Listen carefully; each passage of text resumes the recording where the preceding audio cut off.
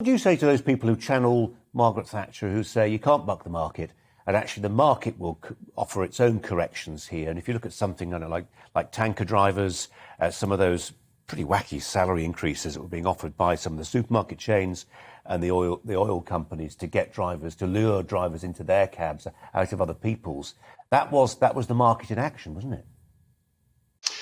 Yeah, and I, as a passionate trade unionist, believe in a flourishing private sector. I believe that there must be markets, but it's important also that that's combined with the ability of the government to be able to intervene to set minimum standards. I'm not a Thatcherite at all in the sense of, we just roll back the frontiers of the state. We allow the market to dominate. We privatise everything.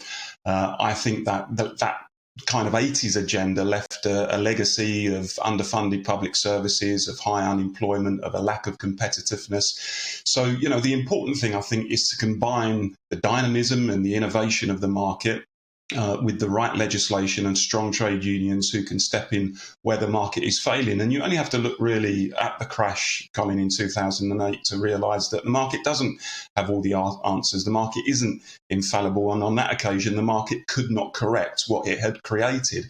And it was up to governments to intervene to try to clear up the mess. And I think that should be the vision for any sensible modern economy going forward.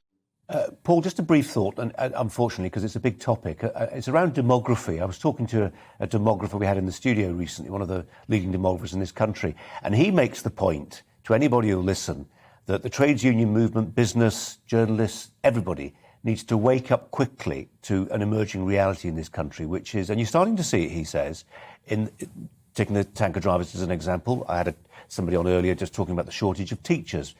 Before that, this morning, somebody talking about the shortage of nurses.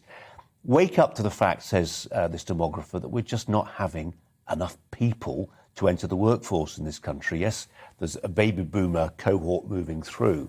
They're not being replaced.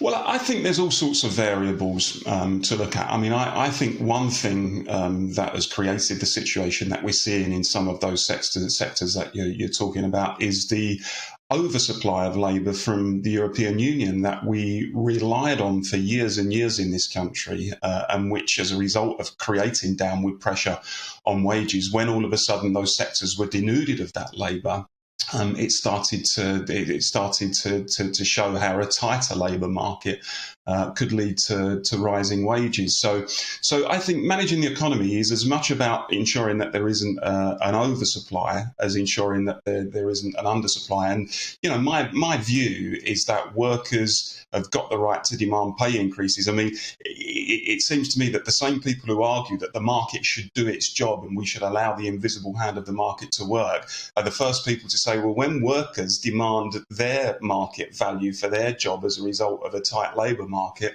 then those wage demands are irresponsible and they could create inflation.